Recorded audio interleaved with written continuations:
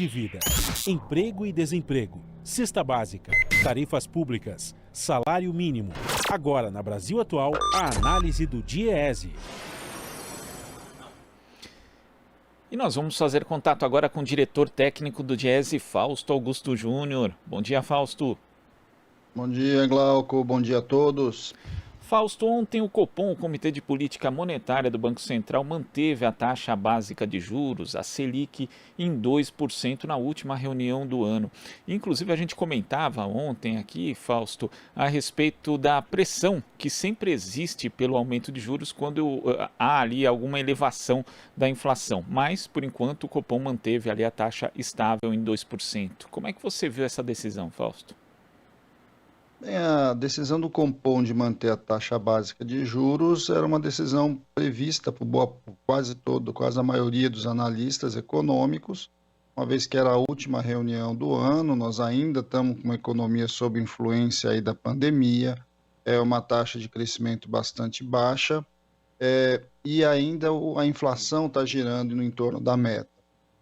Há uma avaliação pelo relatório do Copom de ontem de que a inflação ela está controlada e que essas pressões de alta de preço elas estão limitadas à alimentação, principalmente nesse cenário aí de que de alguma forma para o ano que vem deve ser contido.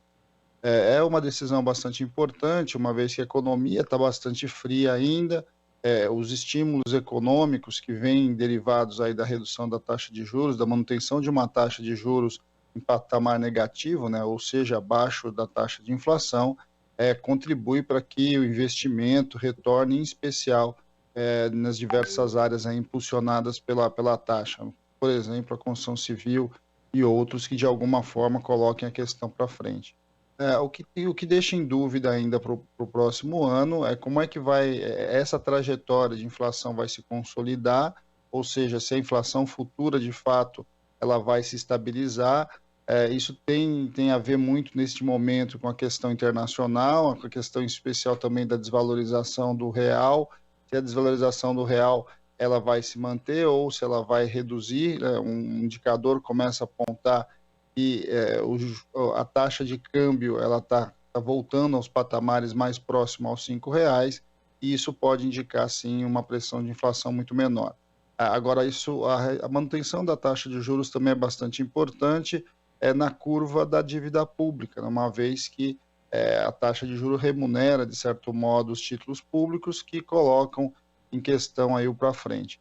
Nós vamos assistir ainda muito esse debate, muito provavelmente ao longo de 2021, primeiro porque o centro da meta ele abaixa para 3,75, então isso coloca para o Banco Central pressões em relação à convergência da meta de inflação e da inflação do ano, de um lado, e de outro a gente vai começar a ver como é que o mercado vai estar operando em relação aos títulos aí, em especial os títulos com vencimento futuro, que vai indicando um pouco como o mercado vai analisar esse segmento e como é que ele vai cobrar para o rolamento da dívida pública. Não há dúvida que ano que vem nós vamos assistir bastante pressão do ponto de vista fiscal, do ponto de vista aí do enxugamento dos gastos públicos para que o Banco Central mantenha essa taxa muito baixa, mas ao mesmo tempo a gente sabe que este movimento é um movimento importante, inclusive para que você possa ter uma contenção da própria questão fiscal, uma vez que a taxa está referenciada e referencia a dívida pública. Agora, Fausto, a questão fiscal também se relaciona com a possibilidade, né, de retomada do crescimento da economia. E na ata do Copom se fala ali em continuidade da recuperação desigual entre os setores, quando faz referência justamente ao crescimento econômico, e também observa que a incerteza continua acima da usual, sobretudo para o período a partir do final do ano, concomitantemente ao esperado arrefecimento dos efeitos dos auxílios emergenciais. Curioso, né, Fausto, que até o Copom reconhece a importância do auxílio emergencial na economia, mas parece que boa parte da equipe econômica ainda não vê aí o impacto que vai ter a saída do auxílio emergencial de cena. Sem dúvida, Glauco, mas ao mesmo tempo a manutenção da taxa é o outro lado dessa conversa, porque o Copom acredita e olha, né, do ponto de vista inflacionário, que o fim do auxílio emergencial ele de certo modo segura uma elevação de preços ali, em especial o que a gente chama de inflação de demanda, uma vez em que boa parte da população vai perder receita, e isso está segurando e já vinha segurando principalmente a inflação de serviço, ou seja, hoje nós temos claramente uma inflação de custo, ela está ancorada nos valores aí vinculados ao câmbio de um lado e de outro a questão dos alimentos, mas ao mesmo tempo você olha para a inflação de serviço, a inflação de serviço é bastante baixa. Inflação de serviço, o que é? A inflação de serviço é ali o cabeleireiro, é ali, enfim, o trabalhador ali que está operando a limpeza, enfim, a limpeza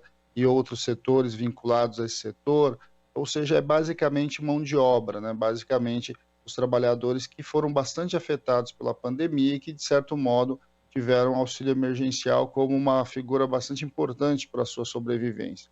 A aposta, inclusive, do Copom é que o fim do auxílio emergencial faz com que essa pressão inflacionária sobre o setor de serviços não aconteça, uma vez que você vai ter menos recurso no mercado. Então, você tem duas apostas diferentes aí colocadas.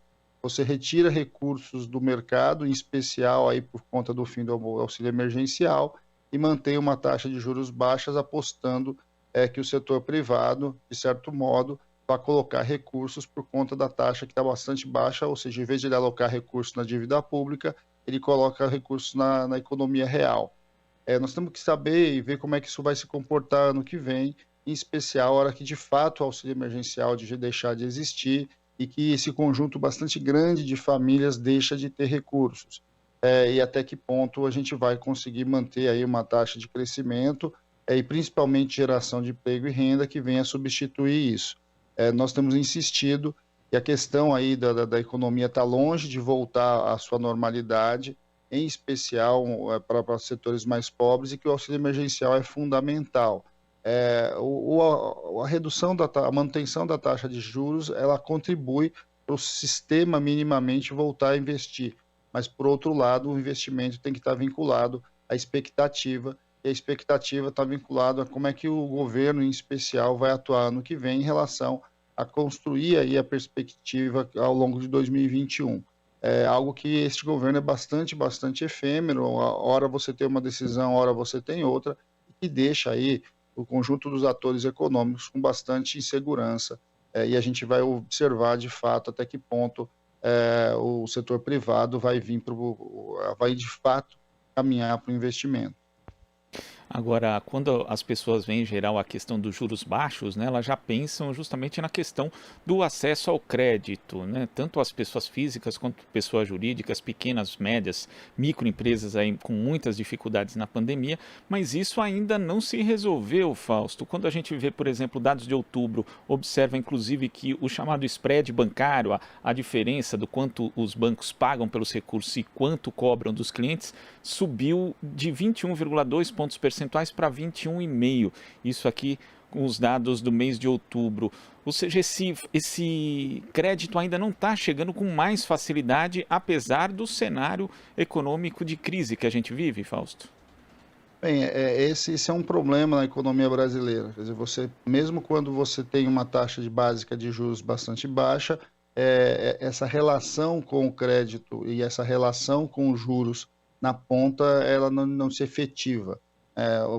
Nós operamos um spread, ou seja, uma remuneração, a diferença entre a taxa básica que você tem aí na ponta do mercado muito alta, tanto para as famílias quanto para as empresas. E esse problema, esse descasamento no crédito, ele é também uma trava, inclusive, na eficácia aí, de como que a taxa de juros baixa ela vai se alastrando pelo mercado e ela vai incentivando o investimento. Ou seja, basicamente o que a gente tem no Brasil, em grande medida, o que a taxa básica de juros faz é com que aquele poupador, né, que está com recursos ali guardado, tome uma decisão de investimento e não o apoio de fato do setor financeiro ao que o Brasil volte a crescer. Isso é um problema já bastante antigo. Isso está ancorado principalmente porque o setor financeiro historicamente tem uma taxa de remuneração do seu dinheiro muito alta aqui no Brasil. É um mercado pouco concorrencial, né? Os 4 grandes bancos eles têm um papel bastante importante dentro do mercado de crédito, e em especial aí com a saída dos bancos públicos dessa operação, ou seja, dessa competição que de certo modo forçava o setor privado de alguma forma a operar com taxas de juros mais baixos. Quando os bancos públicos começam a operar também basicamente as taxas de mercado, o que a gente vai ver ali é essa concentração de crédito e o crédito não chegando mais barato na ponta. E sem crédito na ponta, esse é um dos elementos da nossa dificuldade aí da recuperação econômica de maneira mais sustentável. Esse é um dilema para ser equacionado, algo que ainda o Brasil carece aí de uma longa discussão e que, de certo modo, drena boa parte dos nossos recursos, tanto do Estado quanto da família, que, de certo modo, vão aí para o setor financeiro. E é bom lembrar, né, Glauco, que o setor financeiro, além do que ele ganha com as taxas de juros, ele ganha também com as tarifas. Só as tarifas públicas, ou só as tarifas obrigatórias aí do banco, ele, de certo modo, paga boa parte das suas contas operacionais. Então, você tem ali essa disputa do ponto de vista do mercado de crédito que certamente uma barreira aí do retorno ao crescimento. E quando você fala da questão dos bancos públicos, a gente sempre lembra ali do período da crise de 2008 e 2009, que eles foram um instrumento importante justamente para buscar a redução do spread bancário, facilitar o acesso ao crédito por parte das pessoas e também das empresas. Mas hoje o governo simplesmente abriu mão de fazer isso, mesmo num cenário de crise pior que aquela ainda. Não só abriu mão, como ele indica o processo de privatização desses bancos. De alguma forma, os bancos públicos começam ali a serem fatiados, do mesmo jeito que vem acontecendo com as outras estatais, em especial a Petrobras, e esses bancos vão cada vez mais perdendo a sua capacidade de atuação no cenário.